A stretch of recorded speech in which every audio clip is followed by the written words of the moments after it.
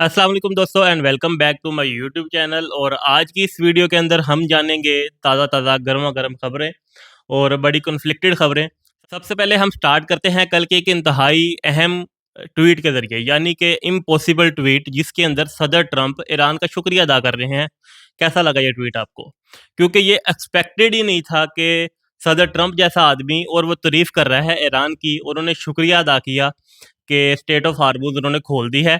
और इसके बाद हमारे मामलात आगे बढ़ रहे हैं और कल बहुत इंपॉर्टेंट दिन है और उसके अंदर हम ये डील कर सकते हैं, यानी कि कल आने वाला संडे या मंडे, वट जो भी वर्किंग डे होगा। उन्होंने कहा कि व्हाइट हाउस के अंदर बहुत ही एक इम्पोर्टेंट शख्सियत आ रही है। अब वो इम्पोर्टेंट शख्सियत कौन है इसका नाम नहीं लिया, लेकिन उन्होंने तफसीलात तकरीबन सारी बता दी। और पाकिस्तानी तो हर एक जो है वो इस चीज़ को अच्छी तरीके से समझ सकता है। इस चीज़ की डिटेल हम बाद में जानेंगे। उसके बाद ये हुआ कि तारीफ़ तो कर दी, मगर अगले ही दिन ईरान ने स्टेट ऑफ हार्मूज़ बंद कर दी। और स्टेट ऑफ हार्मूज़ जो खुली थी उसका मकसद यही था कि सिर्फ ईरान ने कहा था कि जो हमारे 2 पैसेजेस हैं जहाँ से हमने इजाज़त दी है, एक रास्ता जाने के लिए, एक रास्ता आने के लिए, वही जहाज़ जो हैं वो यूज़ कर सकते हैं आने और जाने के लिए। उसके अंदर पेट्रोलिंग जो है वो टोटल की टोटल ईरानी आर्मी की तरफ से की जा रही थी, यानी कि ईरानी आर्मी की तरफ से उसको कंट्रोल किया जा रहा था फिर भी, मगर आने और जाने की इजाज़त हर किसी को थी। मगर एट द एंड हुआ क्या? एट द एंड हुआ ये कि ईरान ने तो इजाज़त दे दी, मगर जो नाकाबंदी अमेरिका ने की हुई थी स्ट्रेट ऑफ हार्मूज़ से 600 किलोमीटर दूर, जहाँ पर इंटरनेशनल वाटर्स हैं, ईरान के जहाज़ जो हैं वो वहाँ से नहीं गुज़र पा रहे थे। यानी कि वो स्ट्रेट ऑफ हार्मूज़ से तो गुज़र रहा है हर कोई, लेकिन 600 किलोमीटर आगे क्या करना है जहाँ पर अमेरिकी बहरिया है, और उन्होंने ईरान के जहाज़ों को रोक लिया। जिसके ऊपर ईरान की क़यादत ने कहा कि हमने आपको खबरदार कर दिया था, आपने हमारी बात पर तवज्जो नहीं दी। यानी कि इकोनॉमी की प्राइसेस, जो ऑयल प्राइसेस हैं, वो दोबारा से राइज़ कर जाएँगी। अब हम वापस आते हैं व्हाइट हाउस वाली खबर पर, यानी कि जब सर ट्रंप ने कहा कि एक बहुत ही इम्पोर्टेंट आदमी जो है वो सदर ट्रंप के साथ मिलने के लिए व्हाइट हाउस में आ रहा है, वो वहाँ पर उनके साथ जनाब साहब अपनी प्रेस ब्रीफिंग भी करेंगे और बहुत सी इम्पोर्टेंट डिस्कशन को वो क्लोज़ करेंगे। मगर उन्होंने उनका नाम नहीं लिया कि वो कौन आ रहा है, मगर उन्होंने इशारा क्लियरली दे दिया। वो इशारा ऐसे था कि एक बहुत ही इंतहाई शानदार और इंतहाई अक्लमंद शख्सियत आ रही है।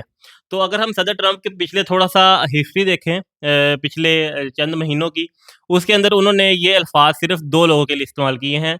एक का नाम है शहबाज शरीफ, दूसरे का नाम है जनरल आसिम मुनीर। अब इन दोनों में से कौन जा रहा है, इसकी भी हम ब्रेक थ्रू कर लेते हैं। अगर मैं बताऊँ तो ये मेरा सिर्फ़ अंदाज़ा है, किसी ने मुझे नहीं बताया, कोई ख़बर नहीं है, ना ही मैंने किसी इंटरनेशनल मीडिया पे या किसी भी सोर्स जो बड़े मीडिया के हैं, उनकी तरफ से ये खबर मैंने नहीं सुनी। अलबत्ता ये मेरा अपना तज़िया है कि 2 लोग जो जा रहे हैं, 2 लोगों के जो नाम लिए जाते हैं सर ट्रंप की तरफ से, जिनके साथ शानदार और इंतहाई कमाल का काम किया, उनके साथ जोड़ा जाता है। अगर हम देखें तो इन दोनों में से कौन जा सकता है इस वक़्त? जो हैं वो आर्मी चीफ, वो तो हैं ईरान के दौरे के ऊपर, शायद वो वापस आ गए होंगे, आई डोंट नो। मगर अगर हम शहबाज शरीफ की जर्नी देखें तो वो पहले सऊदी अरब गए, फिर कतर गए, फिर तुर्की गए। और अगर हम देखें इनके एक और अल्फाज के बारे में, सदर ट्रंप के बारे में, उन्होंने कहा कि हम दोनों प्रेस ब्रीफिंग करेंगे। अब ये तो मुमकिन नहीं है कि अमेरिकी सदर जो है वो आर्मी चीफ के साथ बाहर खड़े होकर प्रेस कॉन्फ्रेंस करेंगे, यानी कि एक मुल्क का सियासी लीडर और दूसरे मुल्क की अस्करी क़यादत, ये पॉसिबल ही नहीं है, ये हो ही नहीं सकता। हम ये क्लियरली कह सकते हैं कि उस शख्सियत का नाम शहबाज शरीफ ही होगा, प्राइम मिनिस्टर पाकिस्तान। क्योंकि पॉलिटिकल टॉक जो है वो पब्लिकली हमेशा पॉलिटिकल पर्सन्स के दरमियान ही होती है, और मीडिया टॉक के अंदर ज़ाहिर-सी बात है कोई पॉलिटिकल आदमी ही मौजूद होगा। अगर हम दूसरी तरफ जियोपॉलिटिक्स की तरफ जाएँ तो एक और दाँव है जो वो खेला है तुर्की ने। तुर्की ने कहा है कि स्ट्रेट ऑफ हॉर्मुज़ बंद है, यूरोप के लिए ऑयल की सप्लाई और मिडल ईस्ट के ज़रिए तजारत उनके लिए मुश्किल होती है। तो चलो हम एक रास्ता देते हैं आपको कि आप हमारे ज़रिए आर्मीनिया से गुज़रें, फिर तुर्की से गुज़रें, और तुर्की से गुज़रते हुए आप यूरोप तक ट्रेड करें, यानी कि स्टेट ऑफ हार्मूज़ को बाईपास कर दें। मगर ये प्री वार सिचुएशन है, यानी कि जो वार जो है वो बंद होने के बाद ये चीज़ें अमल में लाई जा सकती हैं।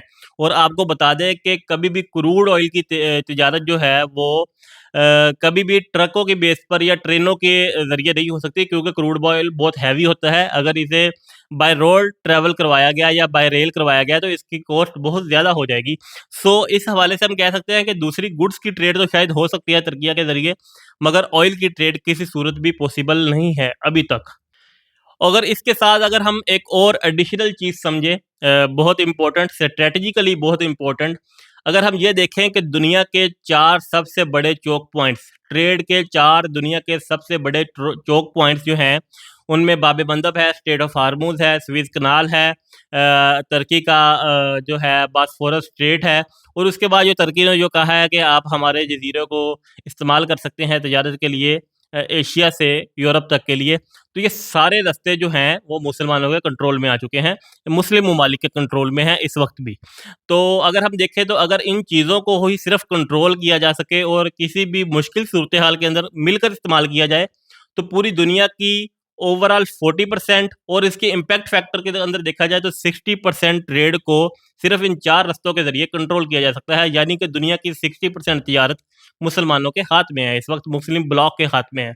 So let's see what happen next, और देखते हैं कि कल क्या ब्रेक थ्रू होता है, कोई डील हो पाती है कि नहीं हो पाती। ईरान किस मामले को लेकर सामने आता है, क्या वो यूरेनियम की जो अफसूदगी है उससे पीछे हटता है कि नहीं हटता, या फिर वो अपना इनरिच यूरेनियम यूएई को देने के लिए तैयार होता है कि नहीं होता। Let's see what happened. Thank you so much.